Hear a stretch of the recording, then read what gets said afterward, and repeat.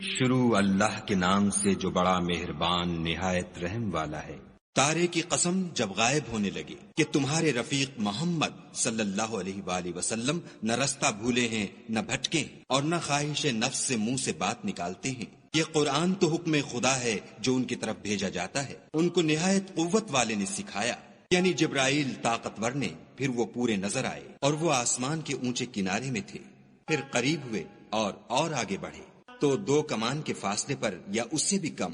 پھر خدا نے اپنے بندے کی طرف جو بھیجا سو بھیجا۔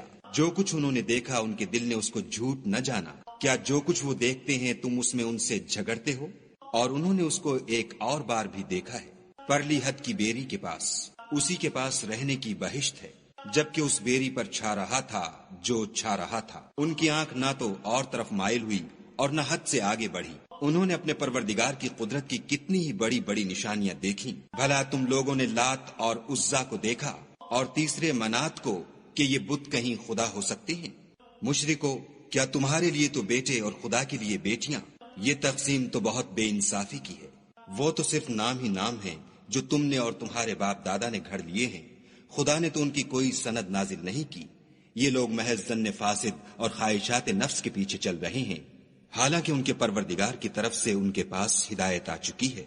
کیا جس چیز کی انسان آرزو کرتا ہے وہ اسے ضرور ملتی ہے؟ آخرت اور دنیا تو خدا ہی کے ہاتھ میں ہے۔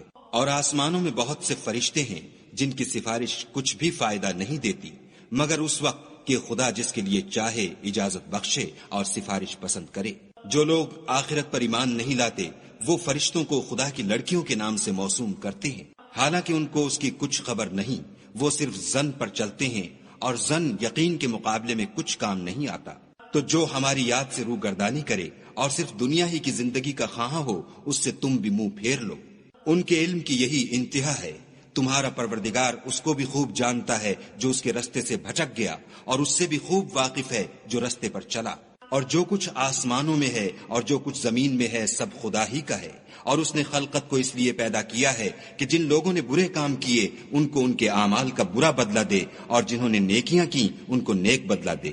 جو صغیرہ گناہوں کے سوا بڑے بڑے گناہوں اور بے حیائی کی باتوں سے اجتناب کرتے ہیں، بے شک تمہارا پروردگار بڑی بخشش والا ہے۔ وہ تم کو خوب جانتا ہے۔ جب اس نے تم کو مٹی سے پیدا کیا اور جب تم اپنی ماؤں کے پیٹ میں بچے تھے تو اپنے آپ کو پاک صاف نہ جتاؤ۔ جو پرہیزگار ہے وہ اس سے خوب واقف ہے۔ بھلا تم نے اس شخص کو دیکھا جس نے منہ پھیر لیا اور تھوڑا سا دیا پھر ہاتھ روک لیا؟ کیا اس کے پاس غیب کا علم ہے کہ وہ اسے دیکھ رہا ہے؟